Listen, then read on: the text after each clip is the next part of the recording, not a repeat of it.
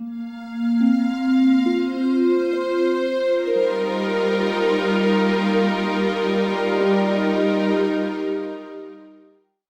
is it that you've discovered? Well, Shane, what I discovered 34 years ago is miraculous, to say the least. And I was blessed with the gift that was given to me. And what I found out, there was 3 divine principles: divine mind, divine consciousness, and divine thought. And they are the 3 principles that hold the secret to all human experience. And I realized when I first found them, if psychology and psychiatry could understand this, it would change psychology and put it into another dimension altogether. They cover everything in this world, the entire psychological experience, because this is what life is. From the cradle to the grave, it's a psychological experience. Mm-hmm. It's all brought about by using mind, consciousness, and thought. And without these principles, there wouldn't even be life. And they're the Trinity. There can't be any more because they're the Trinity. They're the total essence of all life here on earth. Could you once again talk about the 3 principles and what they are and what they mean? Well, let's put it this way. I'll digest the story, and we'll go back 34 years ago, and I'll tell you the story, how it happened. And maybe this will help you. I remember I was sitting in the living room reading the newspaper, and I stood up to tell my late wife something, and instead I looked out the picture window at the ocean, and it was like being sucked down a tunnel, literally sucked down a tunnel. And all of a sudden I was shrouded by white buzzing light, and I went beyond time, space and matter, beyond this world, and realized that all life was a great illusion created from this formless energy. Then I don't know how many seconds it took, but this light vanished, and I turned around and started to cry. And I said to my late wife, I'm home, I'm free, I've made it, I've conquered this world.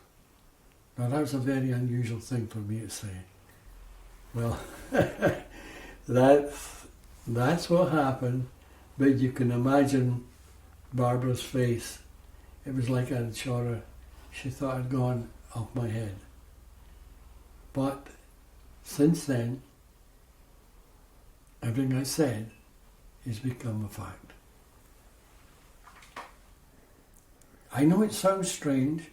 As a matter of fact, when I first found this, 3 days later, I went back to my work. And unknown to me, I'd changed so much that nobody knew me. My voice was different, my face was different, the way I talked was different, the way I acted was different, and I never realized it. But one thing I did realize, and it was interesting, is when I went back into the work, there was maybe 400 people, I saw every single one of them working from these principles.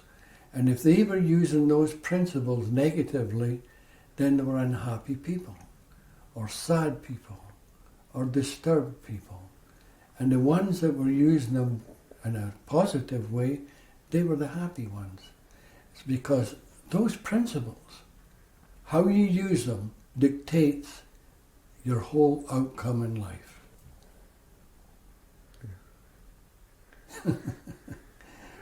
You wouldn't be alive if you weren't using them. You're using them all the time. You just have to understand that you are. You are using them all the time, but you're using them wrongly sometimes. Sometimes you're using them correctly.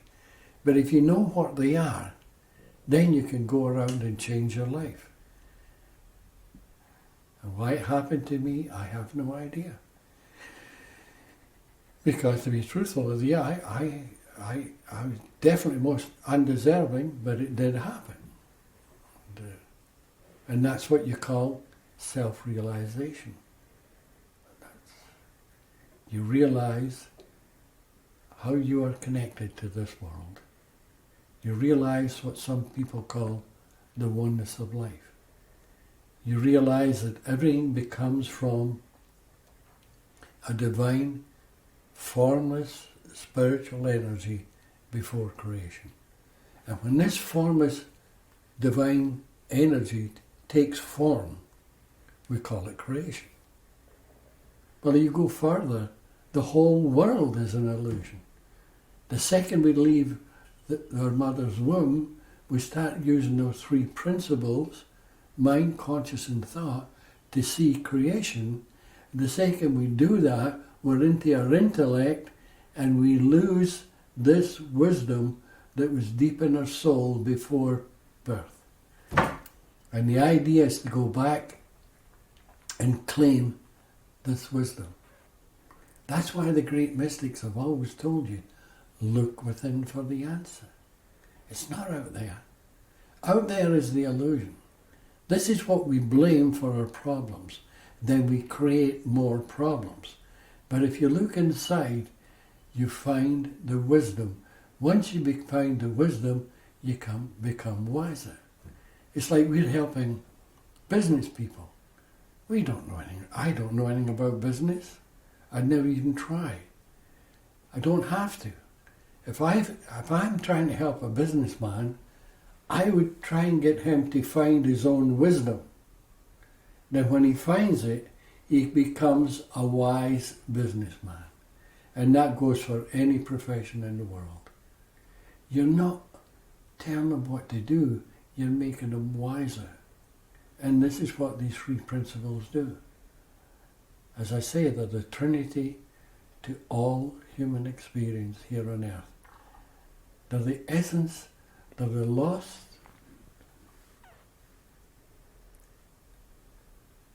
secret that the psychologists and psychiatrists have been looking for since day one. And I realize they've been taught certain things. And I know it's difficult to believe. But you see, what they were taught was from the outside to go inside and make you better. And that's not it. The secret lies when you realize the wisdom you seek is inside, then you go outside and change it. That's the difference. It's so simple, and yet it's so profound. And people think, well, I know all about mind, conscious and thought because intellectually I can see it. But that's not it. My pet parrot could say mind, conscious and thought, but the parrot wouldn't know anything about it. And they'll say, well, come to an end once you realize that. That's not true. If you start talking about the principles, you could talk forever because they cover everything in this world. You could never come to the end of discussing the three principles. It'd go into psychology, psychiatry, philosophy, theosophy. It would go into mysticism. It would go into physics, neuroscience. It's got the ultimate answer. Now, I don't know anything about physics because I only had a grade 9 education.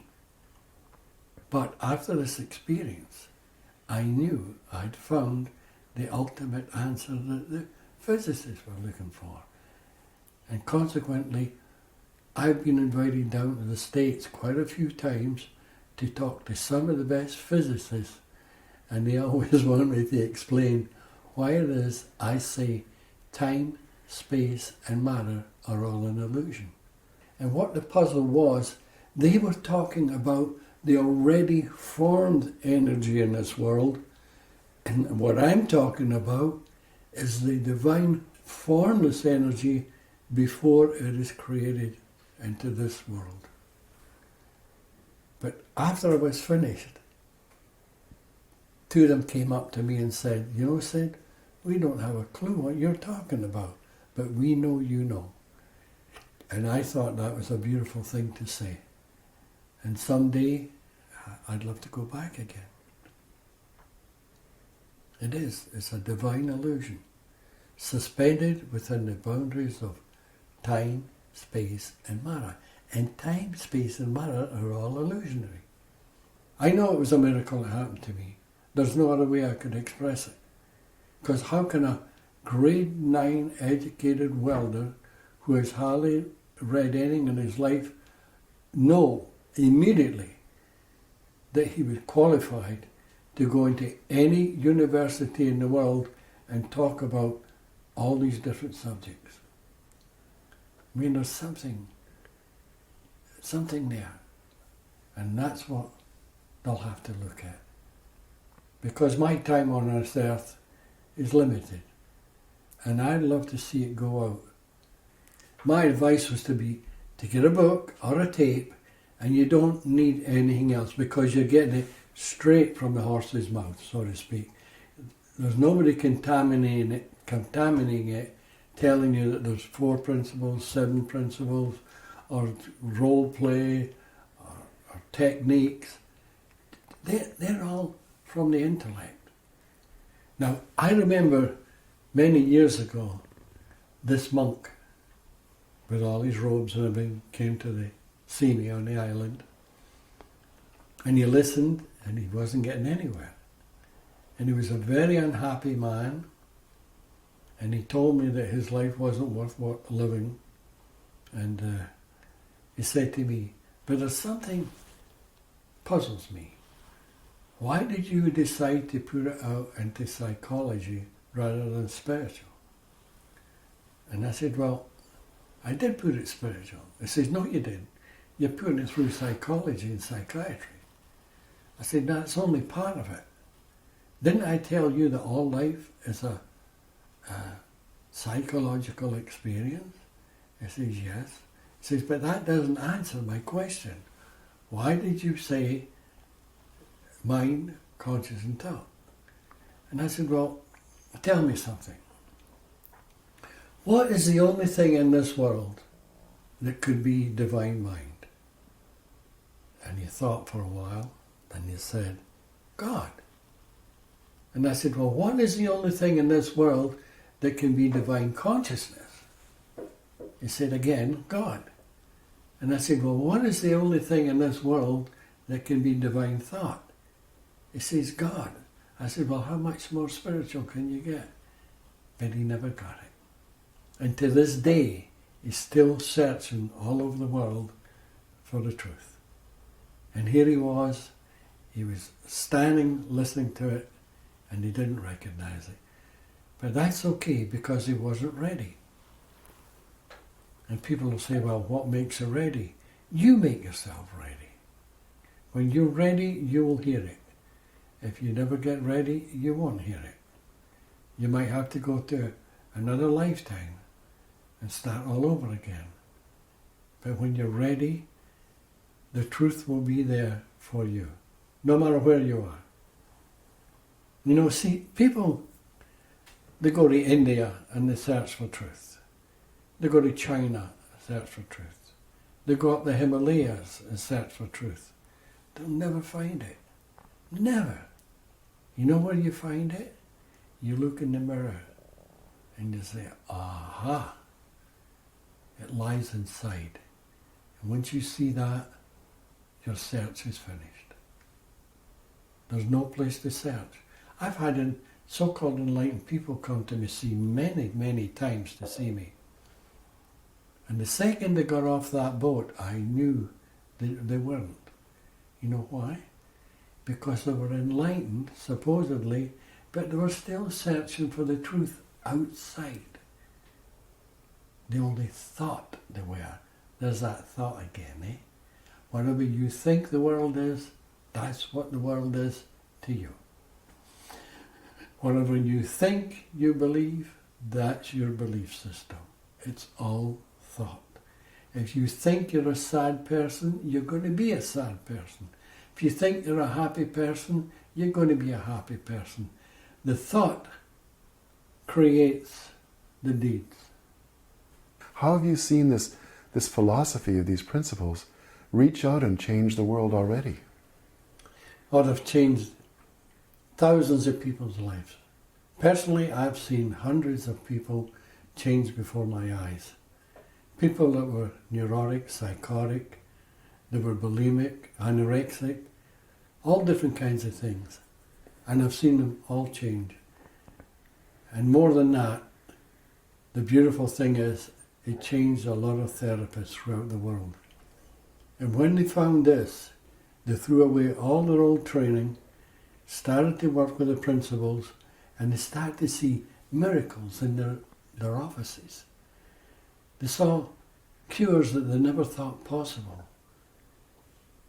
People who have been in therapy for many, many years and told by the psychiatrists and psychologists that they would never be mentally healthy.